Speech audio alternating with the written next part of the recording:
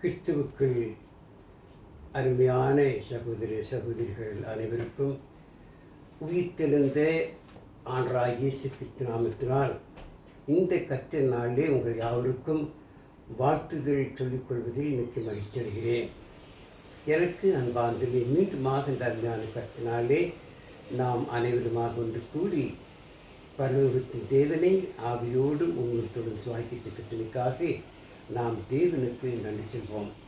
தர்மையான வேளையிலே இந்த கர்த்தரி தொழுகையை நாம் துவக்கு வண்ணமாகவும் தேவனுக்கு மகிமையாகவும் நாம் நம்முடைய பால் புத்தகத்திலுள்ள 84வது பாடலை நாம் உற்சாகத்தோடு பாடுவோம். என் மீட்பர் ரத்தம் சிந்தினார் மானியும் சம்பாதித்த பாடல்.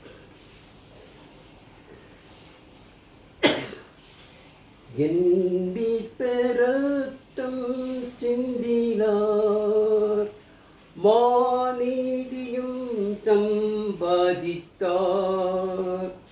என் சொந்த நீதி வெறுத்தேன், இயேசுவின் நாமம் நம்புவேன். நான் நிற்கும் பாதை கிறிஸ்துதான், வேரஸ்தி பாரும் மணல்தான், வேரஸ்தி பாரும் மணல்தான். கார்மேகம் அவர் முகத்தை மறைக்கும் காலம் அவரை எப்போதும் போல நம்புவேன். மாறாதவர் என்றறிவேன். நான் இருக்கும் பாறை கிறிஸ்துதான், வேரஸ்தி பாரும் மணல்தான், வேரஸ்தி பாரும் மணல்தான். மரண வெள்ளம் பொங்கினும் என் மாம்சம் சோர்ந்து போயினும் வாக்கு தத்தம் ஆணையும் என் நெஞ்சை ஆற்றி தேற்றிடும். நான் நிற்கும் பாறை கிறிஸ்துதான், வேரஸ்தி பாரும் மணல்தான், வேரஸ்தி பாரும் மணல்தான்.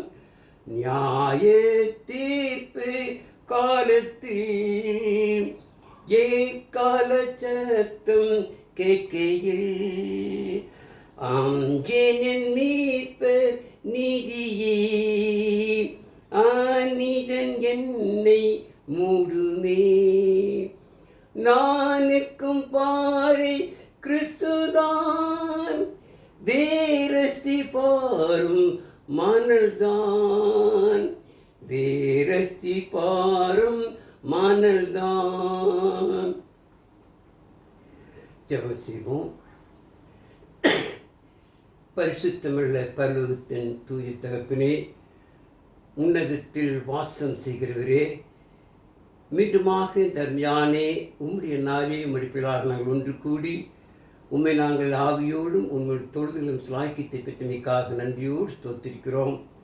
இந்த நாளும் கூடப்பா நாங்கள் உம்முடைய வேத வசனங்களை ஆராய்ந்து பார்க்கிறோம்.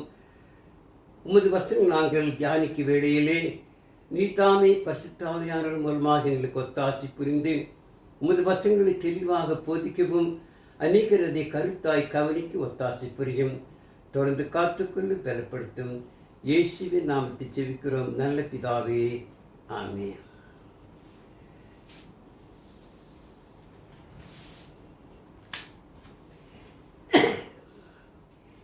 எனக்கு அருமையான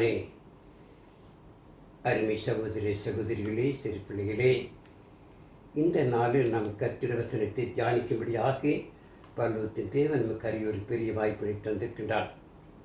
எனக்கு அன்பார்ந்த இந்திய உலகிலே கர்த்தருடைய சபையானே ஆண்டவராகிய இயேசு கிறிஸ்து இரத்தத்தினால் சம்பாதிக்கப்பட்ட அவருடைய சபையை குறித்த மகிமையை இன்னும் அநேக தெளிவாக அறிந்து கொள்ளாத மக்களாக இருப்பதை பார்க்கும் பொழுது வருத்தப்பட வேண்டியதாக இருக்கிறது. பாருங்கள், இன்றைக்கு அநேகர் இன்றைக்கு கர்த்தருடைய சபையை இன்றைக்கு மற்ற பிரிவினை கூட்டத்தை போல் அநேகிக்கிறார்கள். இதுவும் ஒன்றுதான் என்று எண்ணிக்கொண்டிருப்பதை பார்க்கிறோம். இன்றைக்கு கர்த்தர் சபை மக்களுக்காக அநேகர் வர வேண்டும் என்பதற்கு அணிகிறார்கள். கர்த்தர் சபையிலே, கிறிஸ்துவ சபையிலே மியூசிக் உபயோகிப்பதை பார்க்கிறோம். அதாவது மியூசிக் சர்ச் ஆஃப் கிறிஸ்டியன் சொல்லி ஒரு கூட்டம் இருக்கிறது. அதே மாதிரி இன்னைக்கு அநேகர் நினைக்கிறார்கள். வளர்ந்த சபைகள் கூட மற்ற பிரிவினை கூட்டத்தாரை போல கிறிஸ்துமஸ் நாளன்று சபையாரை வரவழைத்து கூட வைத்து கிறிஸ்துமஸ் கேக்கு வைக்கக்கூடிய அநேக சபைகளை நான் கேள்விப்படுகின்றேன். அது மாத்திரமல்ல, குட் ஃப்ரைடே அன்னைக்கு, அதாவது பெரிய வெள்ளிக்கிழமை அன்னைக்கு கூட அநேக சபைகள் நினைக்கிறார்கள் ஒன்று கூடி அவர்கள் தேவனை தொழுது கொள்வதாக நினைக்கிறார்கள். கேட்டால் சபையார்கள் சிதறி போய் விடுவார்கள் என்று. அன்பார்களே, கர்த்தருடைய சபை எந்த விதத்திலும் மனிதர்களுக்காக நினைக்கக்கூடாதாம், நாம் பயன்படுத்தவே கூடாது. தேவனுடைய திட்டத்தை, தேவனுடைய தீர்மானத்தை ஒரு காலம் ஒருபோதும் மாற்றுவதற்கு யாருக்குமே உரிமை இல்லை. வார்த்தை தெளிவாக போதிக்கிறது. எழுதப்பட்டதற்கு மிஞ்சி என்ன வேண்டாம் என்று சொல்லி. ஆகவே கர்த்தர் சபையிலே இப்படிதான் தொழுது கொள்ள வேண்டும் என்று சொல்லி நமக்கு முதல் நூற்றாண்டு கிறிஸ்தவர்கள் நமக்கு நினைக்கிறார்கள், வழி காட்டியிருக்கிறார்கள். ஒன்றே நாம் புரிந்து கொள்ள வேண்டாம், எது செய்தாலும் முதல் நூற்றாண்டு கிறிஸ்தவர்கள் அதை செய்திருக்கிறார்களா? ஆண்டவர் இயேசு கிறிஸ்து அதை குறித்து போதித்திருக்கிறாரா?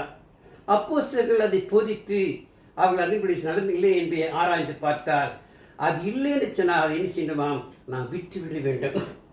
நாம் தேவனை தொழுது கொள்ளும் விஷயத்திலே, சபையில் ஒன்று கூடி பரலோகத்து தேவனை மகிமைப்படுத்தும் விஷயத்திலே தேவனுக்கு விரோதமாக எந்த ஒரு காரியத்தையும் நாம் செய்து விடவே கூடாது. பாருங்கள், இன்றைக்கு நாம் கர்த்தருடைய சபையான கிறிஸ்டின் சபையை குறித்து நாம் என்ன செய்யலாம், சற்று ஆராய்ந்து பார்க்கலாம். எனக்கு அன்பார்ந்த இந்த சபை ஆனால் இயேசு கிறிஸ்து ராஜ்யமான கர்த்தர் சபையான அவருடைய சபை ஆனால் இயேசு கிறிஸ்துவால் கட்டப்பட்டது. பாருங்கள், ஆனால் இயேசு கிறிஸ்துவை சொல்லியிருக்கிற மத்தேயு 16ஆம் அதிகாரம் 18ஆம் வசனத்தை நான் வாசிக்கும் பொழுது பாருங்கள். மத்தேயு 16:18 ஆண்டவராக இயேசு கிறிஸ்துவை சொல்லியிருக்கிறார், மேலும் நான் உனக்கு சொல்லுகிறேன், நீ பேதுருவாயிருக்கிறாய், இந்த கல்லின் மேல் என் சபையை கட்டுவேன், பாதாளத்தின் வாசல்கள் அதை மேற்கொள்வதில்லை. ஆமறிமார்களே, பாதாளத்தின் வாசல் என்றால் பிசாசின் மக்களால், இந்த உலக பிரகாரமான பிரபஞ்சத்தின் மக்கள் என்ன செய்ய முடியாதாம், அதை மேற்கொள்ள முடியாது. அது மாத்திரமில்லை, ஆண்டவர் சொன்னது, பரலோக ராஜ்யத்தின் திறவுகோலை நான் உனக்கு தருவேன், பூலோகத்தில் நீ கட்டுவிக்கிறது எதுவோ அது பரலோகத்திலும் கட்டப்பட்டிருக்கும், பூலோகத்தில் நீ கட்டவிழ்ப்பது எதுவோ அது பரலோகத்திலும் கட்டவிழ்க்கப்பட்டிருக்கும் என்று சொல்லி பீடத்தில் சொன்னார். பாருங்கள், என் கண்பாந்தல் ஆண்டவராகிய இயேசு கிறிஸ்து இது சொல்லி 6 மாதத்திற்கு பிற்பாடு பெந்தேகோஸ்தே நாளன்று எருசலேமிலே திரளான ஜனங்கள் கூடி வந்திருக்கும் பொழுது பேதுரு அந்த பரலோக ராஜ்யத்தை திறவுகோலான தேவனுடைய வசனத்தை ஆண்டவராகிய இயேசு கிறிஸ்து சுவிசேஷத்தை செய்தார். அங்கு பிரசங்கித்து 3000 உள்ளங்களை திறந்தார். அந்த 3000 பேர் கிறிஸ்துவுக்குள் பிறந்து அந்த 3000 பிரிதலோடு குடனானது கர்த்தர் சபையானது ஸ்தாபிக்கப்பட்டது. பாருங்கள், இது உண்மை. பரிசுத்த ஆவியானவர் மூலமாக பரிசுத்த வேதாகமத்திலே பதிவாக்கப்பட்டிருக்கிற அப்போஸ்தலர் 2ஆம் அதிகாரத்திலே பார்த்தால் நமக்கு தெளிவாக தெரியும். அப்போஸ்தலர் 2ஆம் அதிகாரம் 36 42 வரை வாசித்து பார்த்தால் தெரியும். இந்த வார்த்தையை கேட்டவர்கள் இருதயத்தில் குத்தப்பட்டவர்களாகி அப்போஸ்தலரை பார்த்து கேட்கிறார்கள், நாங்கள் என்ன செய்ய வேண்டும் என்று சொல்லி. அப்பொழுது பேதுரு அப்போஸ்தலர் என்ன செய்கிறார்கள், நீங்கள் மனம் திரும்பி இயேசு கிறிஸ்து நாமத்தில் என்ன செய்யுங்கள், நீங்கள் ஞானஸ்நானம் பெற்றுக்கொள்ளுங்கள், உங்கள் பாவம் மன்னிப்புக்கென்று. அப்பொழுது பரிசுத்த வரத்தை பெருமை சொன்னார்.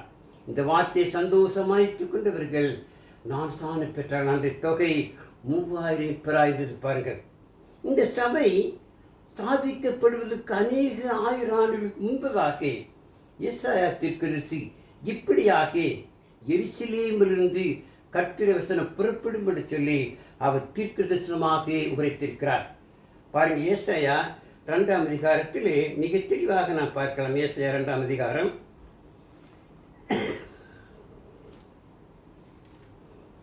பாருங்கள்.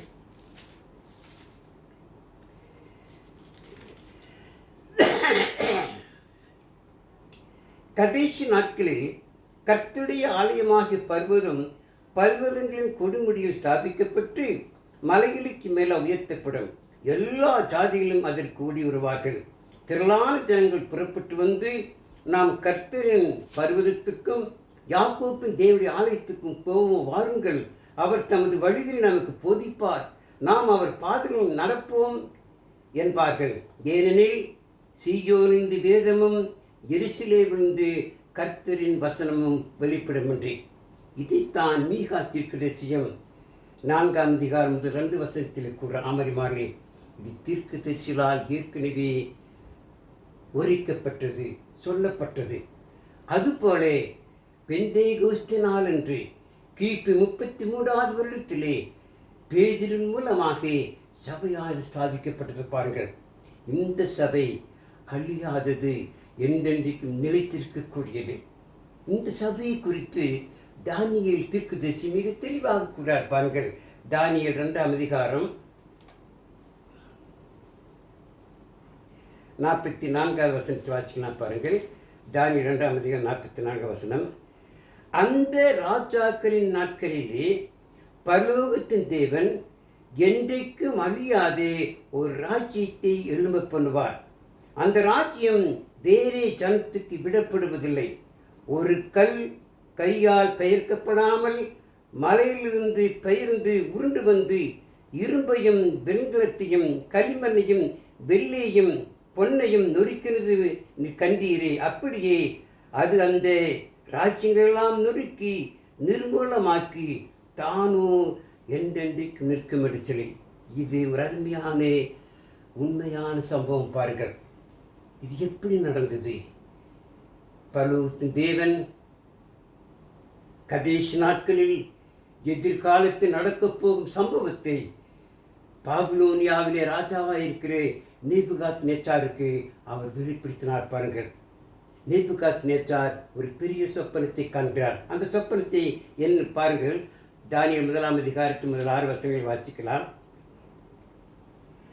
நேபுகாத் நேச்சார் ராஜ்யபாரம் பண்ணும் 2ஆம் வருஷத்திலே நேபுகாத் நேச்சார் சொப்பனங்களை கண்டான். அதனால் அவனுடைய ஆவி கலங்கி அவருடைய நித்திரை கலைந்தது. அப்பொழுது ராஜா தன் சொப்பனங்களை தனக்கு தெரிவிக்கும் பொருட்டு சாஸ்திரிகளையும் ஜோசியரையும் சூரியக்காரரையும் கல்தேயரையும் அழைக்கச் சொன்னான். அவர்கள் வந்து ராஜா சமூகத்தில் நின்றார்கள். ராஜா அவரை நோக்கி, ஒரு சொப்பனம் கண்டேன், அந்த சொப்பனத்தை அறிய வேண்டும் என்று நாவி கலங்கியிருக்கிறது என்றான். அப்பொழுது கல்தேயர் ராஜாவை நோக்கி, ராஜாவே, நீர் எந்த வாழ்க்கை சொப்பனத்தை உமது அடியாருக்கு சொல்லும், அப்பொழுது அதன் அர்த்தத்தை விடுவிப்போம் என்று சீரிய பாசிலை சொன்னார்கள். ராஜா கல்தேயருக்கு பிரத்திரமாக, என்னிடத்திலிருந்து பிறக்கிற தீர்மானம் என்னவென்றால், நீங்கள் சொப்பனத்தையும் அதன் அர்த்தத்தையும் எனக்கு அறியாமல் போனால் துண்டித்து போடப்படுவீர்கள், உங்கள் வீடுகள் எருக்கலங்களாக்கப்படும் என்று சொல்லி நேபுகாத் நேச்சார் பாபிலோனியாவை மையமாக கொண்டு இந்த உலகத்தை என்ன செய்தார்? ஆட்சி செய்து வந்தார். உலக மக்களுக்கு, இந்த உலகத்துக்கு ராஜாவாக நேபுகாத் நேச்சார் இருந்தார். ஆகவே எதிர்காலத்திலே சம்பவிக்கப் போகும் உண்மை சம்பவத்தை பரலோகத்தின் தேவன் நேபுகாத் நேச்சாருக்கு என்ன செய்தார்? தெளிவாக சொப்பனத்தின் மூலமாக காட்டுகின்றார். அந்த சொப்பனம் என்னவென்று அநேகரை அழைத்து கேட்கின்றார். அவர்கள் சொல்கிறார்கள், ராஜாவே, நீ கண்ட சொப்பனத்தை சொன்னால் அதன் அர்த்தத்தை சொல்லுவோமே, என்ன சொப்பனம் கண்டு கேட்ட பொழுது ராஜா சொன்னார், இல்லை, அந்த சொப்பனத்தையும் நீங்கள் சொல்ல வேண்டும், அதன் அர்த்தத்தையும் சொல்ல வேண்டும். அப்படி சொல்லாமல் போனால் நீங்கள் துண்டிக்கப்படுவீர்கள், நீங்கள் கொல்லப்படுவீர்கள், உங்கள் வீடுகள் எல்லாம் எருக்கலமாக்கப்படும் என்று சொல்லி ஆணையிட்டான். எல்லாரும் பயந்து நடுங்கிறார்கள். அந்த பாபிலோனியாவை சுற்றியுள்ள சாஸ்திரிகள், குறி சொல்லக்கூடியவர்கள், தீர்க்கதரிசிகள், ஞானிகள் எல்லாரும் பயந்து அலன்று என்ன செய்வது, ஏது செய்வதென்று கலங்கிக் கொண்டு விளைவித்தான். அந்த அந்த அரண்மனையில் இருக்கக்கூடிய ஒருவன் எல்லா மக்களுக்கும் தெரிவித்து தானியேலுக்கும் தெரிவிக்கின்றான். உடனே தானியேல் பார்த்து, இந்த ஜனங்கள் சாகக்கூடாது, இவர்கள் கொலை செய்யப்படக்கூடாது, இவர்கள் பாதுகாக்க வேண்டும் என்று நினைச்சுதான் ராஜா சமூகத்தில் பேசுகிறார். அவன் தவணை கேட்கலாம். வாசிக்கலாம் பாருங்கள். அதே தானியேல் 2ஆம் அதிகாரம் 15-16 வாசிக்கலாம். இந்த கட்டளை ராஜாவினால் இத்தனை அவசரமாய் பிறந்ததற்கு காரணம் என்ன என்று ராஜாவின் சேவைக்காரனாகிய ஆரியோகினிடத்தில் கேட்டான். அப்பொழுது ஆரியோகு தானியேலுக்கு காரியத்தை அறிவித்தான். தானியேல் ராஜாவினிடத்தில் போய் சொப்பனத்தின் அர்த்தத்தையும் ராஜாவுக்கு காண்பிக்கும்படி தனக்கு தவணை கொடுக்க விண்ணப்பம் பண்ணினான். தானியேல் தைரியமாக போய் கேட்டான். சொப்பனத்தில் சொல்கிறேன், அர்த்தத்தை அதற்கு என்ன செய்யுங்கள், நீங்கள் தவணை கொடுக்க வேண்டும். எனக்கு அன்பார்களே, தானியேல் தேவனுடைய தீர்க்கதரிசி, தேவனுடைய வாய். ஆகவே தானியேல் தேவனுடைய கேட்கின்றான். கடைசி காலத்தில் சம்பவிக்க வேண்டிய அந்த காரியங்களை நேபுகாத்நேச்சாருக்கு தேவன் அறிவித்திருக்கிறார். அது என்ன என்று சொல்லி ராஜாவுக்கு சொல்ல வேண்டும் என்று சொல்லி தேவனிடத்திலே கேட்கிறார். பாருங்கள், தன்னுடைய தோழர்களாகிய சாத்ராக் மேஷாக் சாத்ராக் மேஷாக்கை அழைத்து வந்து எல்லாரோடு ஒன்று சேர்ந்து ஜெபிக்கிறார். வாசிக்கலாம் பாருங்கள். பின்பு தானியேல் தன் வீட்டுக்கு போய் தானும் தன் தோழரும் பாபிலோனின் மற்ற ஞானிகளோடு கூட அழியாதபடிக்கு இந்த மறைப்பொருளை குறித்து பலூகு தேவனை நோக்கி இரக்கம் கேட்கிறதுக்காக அனனியா, மீஷாவேல், அசிரியா என்னும் தன்னுடைய தோழருக்கு இந்த காரியத்தை அறிவித்து அவர்கள் கூடி தேவனிடத்தில் ஜெபிக்கிறார்கள். தேவன் அந்த மறைப்பொருளை, அந்த நேபுகாத்நேச்சார் கண்ட அந்த சொப்பனத்தை, அதன் அர்த்தத்தை செய்கிறார், அவர்களுக்கு தெரிவிக்கிறார். வாசிக்கலாம் பாருங்கள். பின்பு ராக்காலத்தில் தரிசனத்திலே தானியேலுக்கு மறைப்பொருள் வெளிப்படுத்தப்பட்டது. அப்பொழுது தானியேல் பரலோகத்து தேவனை ஸ்தோத்திரித்தான். பின்பு தானியேல் சொன்னது, தேவனுடைய நாமத்துக்கு என்றென்றைக்கும் உள்ள சதா காலங்களிலும் ஸ்தோத்திரம் உண்டாவதாக. ஞானமும் வல்லமையும் அவருக்குரிய தேவனுக்கு உரியது. ஞானமும் வல்லமையும் அவருக்குரியது. அவர் காலங்களையும் சமயங்களையும் மாற்றுகிறவர். ராஜாக்களை தள்ளி ராஜாக்கள் ஏற்படுத்துகிறவர். ஞானிகளுக்கு ஞானத்தையும் அறிவாளிகளுக்கு அறிவையும் கொடுக்கிறவர். அவரே ஆழமும் மறைபொருளுமானதை வெளிப்படுத்துவர். இருளில் இருக்கிறதை அவர் அறிவார். வெளிச்சம் அவரிடத்தில் தங்கும் என்று சொல்லி தானியேல் தேவனை புகழ்கிறார். தேவனிடத்திலே நன்றி சொல்லி ஸ்தோத்திரிக்கிறார். பாருங்கள். ஆகவே தானியேல் நேபுகாத்நேச்சாரிடத்தில் சென்று அந்த சொப்பனத்தை சொல்வதற்காக அவர் புறப்பட்டு போகிறார். பாருங்கள், தானியேல் நேபுகாத்நேச்சாரிடத்தில் போய் கேட்கிறார். பாருங்கள், அதே அதிகாரம் 28 வாசிக்கலாம் பாருங்கள். மறைப்பொருள்களை வெளிப்படுத்துகிற பலுவத்தில் இருக்கிற தேவன் கடைசி நாட்களில் சம்பவிப்பதை ராஜாவாக நேபுகாத்நேச்சாருக்கு தெரிவித்திருக்கிறார்.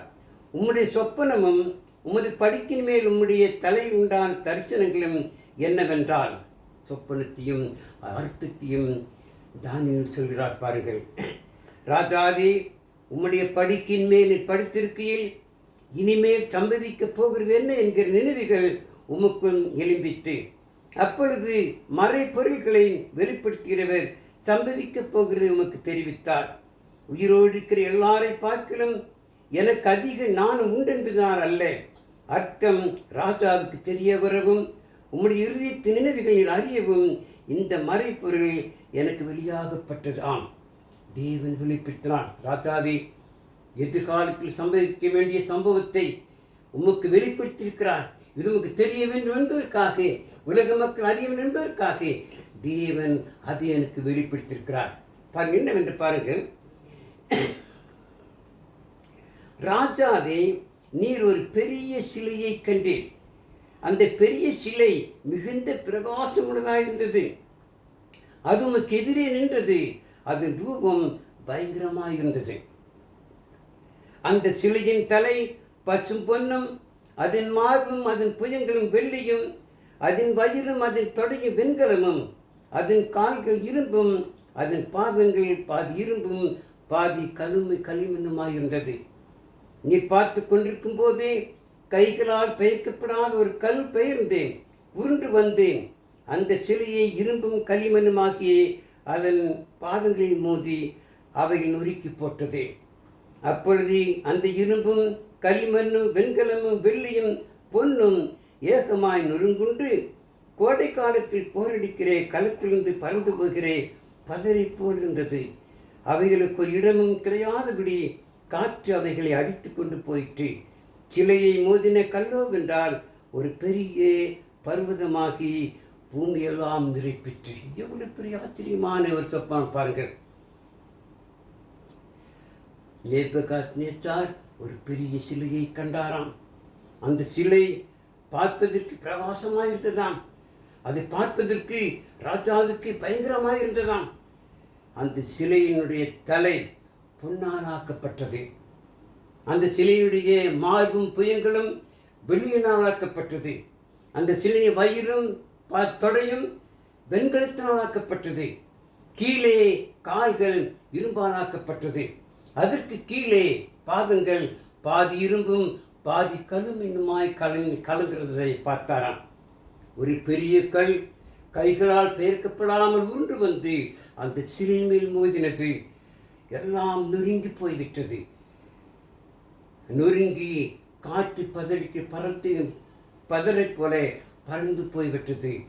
அந்த கல்லோவென்றால் அது ஒரு பெரிய கல்லாக அது நிலைத்து நின்றது.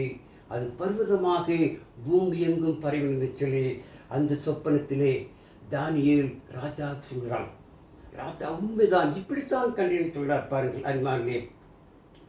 அதனுடைய அர்த்தத்தை தானியேல் ராஜா சொல்றார் பாருங்கள். 38ஆம் வசனத்திலிருந்து, சகல இடங்களிலும் உள்ள மனுபுத்திரரையும் வெளியின் மிருகங்களையும் ஆகாயத்து பறவைகளையும் அவர் உமது கையில் ஒப்பு கொடுத்து உம்மை அவைகளை எல்லாம் ஆளும்படி செய்தார். பொன்னானே அந்த தலை நீரே.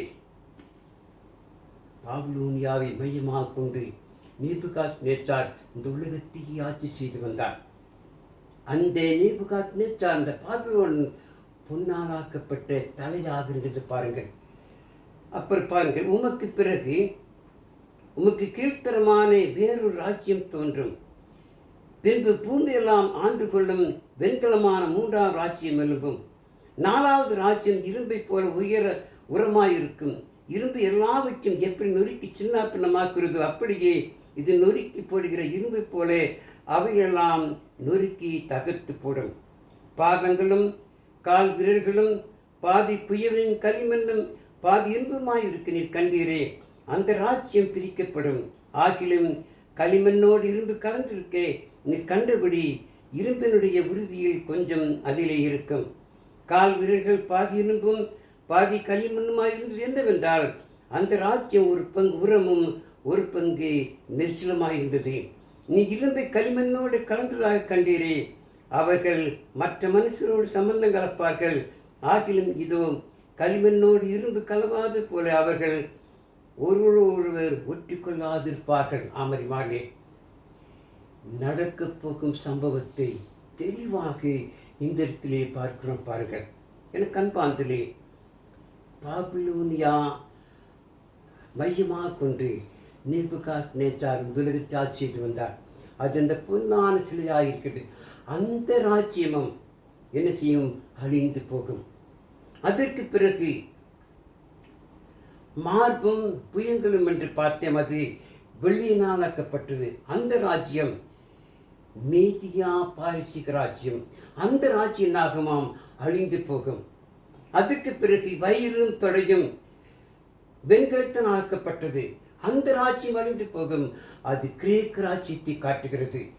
அதற்கு பிறகு கால்கள் இரும்பாலாக்கப்பட்டது. அந்த இரும்பாலாக்கப்பட்ட ராஜ்யம் ரோம சாம்ராஜ்யத்தை காட்டுகிறது. அதுக்கு பிறகுதான் பாதி களிமண்ணும் பாதி இரும்பும் கலந்த ராஜ்யங்கள் இந்த உலகத்திலே தோன்றும். எல்லாமே அழிந்து போகும்.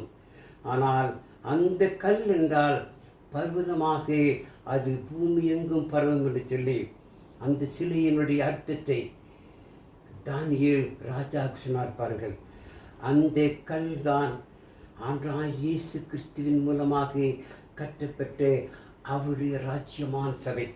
இந்த சபை தான் என்றென்றைக்கு நிலைத்திருக்கக்கூடியது, அழியாதது, நித்தியமானது. பாருங்கள், இந்த உலகமெல்லாம் அழிந்து போகும். பாருங்கள், ஆண்டவராகிய இயேசு கிறிஸ்துவின் வருகையிலே இந்த பூமி பூதங்களெல்லாம் வெந்து உருகி போகும், எல்லாம் அழிந்து போகும். ஆகவே தேவன் ஒரு புதிய பூமியை, ஒரு புதிய வானத்தை உருவாக்க திட்டமிட்டிருக்கிறார். அந்த புதிய பூமி, புதிய வானம் தான் ஆண்டவராகிய இயேசு கிறிஸ்து ராஜ்யமான அவருடைய சபை. எனக்கு அன்பாக, அப்படிப்பட்ட சபையிலே நீங்கள் அங்கமாயிருக்கிறோம்னு சொன்னால் நமக்கு கிடைத்த சாக்கியம் எவ்வளவு பெரிதான சாக்கியம். பாருங்கள், உலகமெல்லாம் அழிந்து போகுமாம், ஆனால் கர்த்தர் ராஜ்யமான இயேசு கிறிஸ்துவின் சபை ஒரு காலம் ஒரு நாளும் அழியாத நிச்சயம் பார்த்து. ஆகினால் தான் சொன்னார், பாதாளத்தின் வாசல்கள் இதை மேற்கொள்வதில்லை. தானியேல் சொல்லும் பொழுது எந்தென்றைக்கும் அழியாதது, எந்தென்றைக்கும் நிலைத்திருக்கிற ராஜ்யம் என்று சொன்னார். ஆமரிமாலே, இந்த ராஜ்யம் இந்த உலகத்தின் முடிவிலே பரலோக தேவனுக்கு ஒப்பு கொடுக்கப்படும். அந்த ராஜ்யத்தில் இருக்கிற நாமும் அந்த பரலோகத்திலே சேர்க்கப்படுவோம். ஆகவே அப்படி பெற்ற சாக்கியத்தை பெற்ற நீங்கள் நானும் கர்த்தருடைய சபையான இயேசு கிறிஸ்து ராஜ்யமான சபையில் அங்கமாக இருப்பது எவ்வளவு பெரிய ஆசீர்வாதம். பாருங்கள், இதையே நாம் அசதியாக எண்ண வேண்டும், எவ்வளவு அக்கறை காட்ட வேண்டும். பாருங்கள், அழிந்து போகிற நம்முடைய குடும்பத்தின் மேல் எவ்வளவு அக்கறை காட்டுகின்றோம், இந்த உலகத்தின் மேல் எவ்வளவு அக்கறை காட்டுகின்றோம். அழியாதே நித்தியமான என்றென்றைக்கும் நிலைத்திருக்கிறதானே கர்த்தர் சபையின் மேல் நம்ம எத்தனை பேர் அக்கறை காட்டுகின்றோம்? இந்த சபையை குறித்து எத்தனை பேர் பொறுப்புள்ளவராயிருக்கிறோம்? சிந்தித்து பாருங்கள்.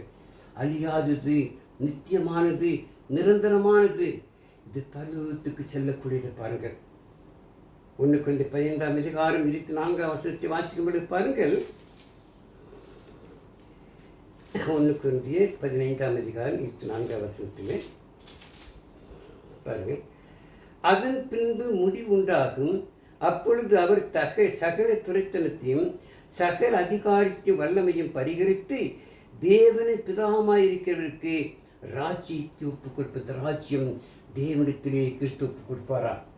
இந்த ராஜ்யத்திற்கு ராஜாவாக ஆண்டவராகிய இயேசு கிறிஸ்து இருக்கிறார். அழியாதே என்றென்றைக்கும் நிலைத்திருக்கிறான் அந்த ராஜ்யம் அங்கமாயிருக்கும் சொன்னார். நாம் எவ்வளவு சாக்கியம் பெற்றவர்கள். இந்த உலகமெல்லாம் அழிந்து போகுமா? பாருங்கள், இந்த உலகத்திலே நாம் பார்த்தளவு 7 கண்டங்கள் இருக்கிறது.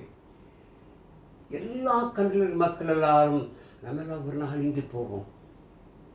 அப்படிப்பட்ட மக்கள் அழிந்து போகும் வேளையிலே கிறிஸ்துவ ராஜ்யமான அங்கமாயிருப்பவர்கள் அறியாமல் நிரந்தரமான அந்த பல்லுக்கு பாக்கியத்தை பெற்றுக்கொள்வார்கள் என்றால் எவ்வளவு பெரிய ஆசீர்வாதம், எவ்வளவு பெரிய சாட்சியம். பாருங்கள், இந்த ஆசீர்வாதத்தை குறித்து நாம் என்றாவது ஒரு நாள் நினைத்து பார்க்கிறோமா?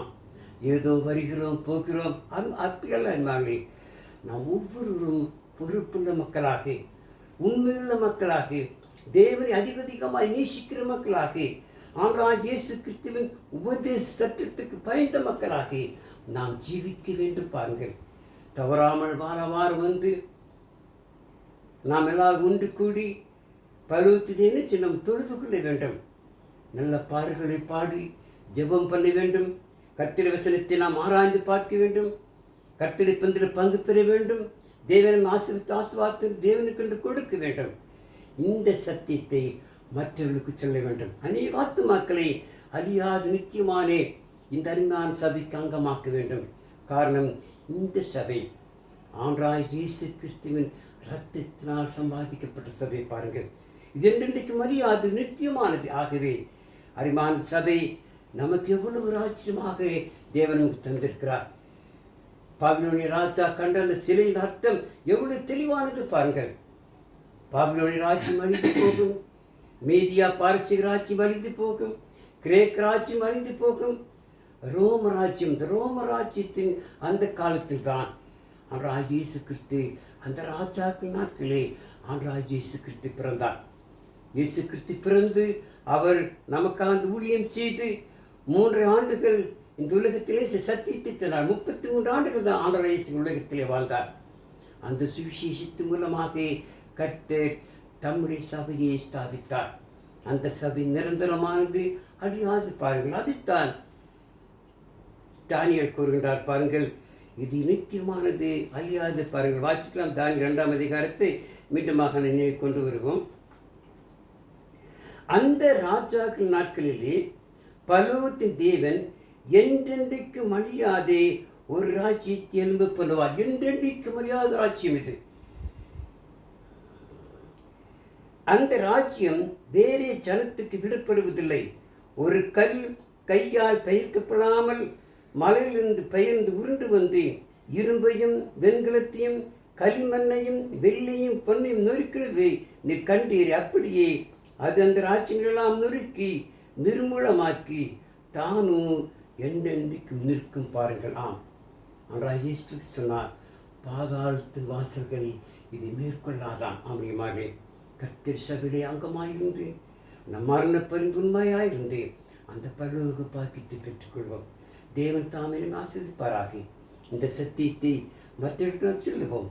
இதை கேட்டு நீங்கள் நிச்சயங்கள் மற்றவர்கள் கேட்கும்படியாக சப்ஸ்கிரைப் பண்ணுங்கள். தேவன் தாமே ஆசீர்வதிப்பாராக. ஜெபம் செய்வோம். இரக்கம் நிறைந்த எங்கள் பரலோகத்தின் தூய பிதாவே, இந்த நாளும் முதுக்குமானாய் இயேசுவின் ராஜ்யத்தை குறித்து பாபிலோனிய ராஜாவுக்கு இது மறைப்பொருளினால் வெளிப்படுத்தினதை தானியேல் தீர்க்கதரிசி மூலமாக தெளிவாக்கப்பட்டார்கள். இந்த இடத்திலே ஆராய்ந்து பார்த்தோம் அப்பா. ஆகவே இந்த உலகமெல்லாம் அழிந்து போகும், ஆனால் குமாரனாகிய இயேசு கிறிஸ்து ராஜ்யமானது அழியாது, நித்தியமானது. அது என்றென்றைக்கும் நிலைத்திருக்கும் பிதாவே. அந்த ராஜ்யத்தில் அங்கமாயிருக்கும் நாங்கள் எவ்வளவு பொறுப்புள்ள மக்களாக நடந்து கொள்ள வேண்டும். அப்படிப்பட்ட நல்ல எண்ணங்களை எங்கள் ஒவ்வொருவருக்கு தாருமையா அநேகர் கேட்டு அழியாது நித்தியமான ராஜ்யத்தில் அங்கமாக தேவனுக்கு உதவி செய்யும் பிதாவே. தொடர்ந்து காத்துக்களை பெறப்படுத்தும். எல்லாருடைய பாவக்கும் தயவாக மன்னியும். இவை அனைத்தையும் எங்கள் அருமையான ஆண்டவர் இயேசு கிறிஸ்துவின் விலையேறி பெற்றின்ப நாமத்தில் கெஞ்சி மன்றாடுகிறோம் எங்கள் ஜீவன் நல்ல பிதாவே. ஆமென்.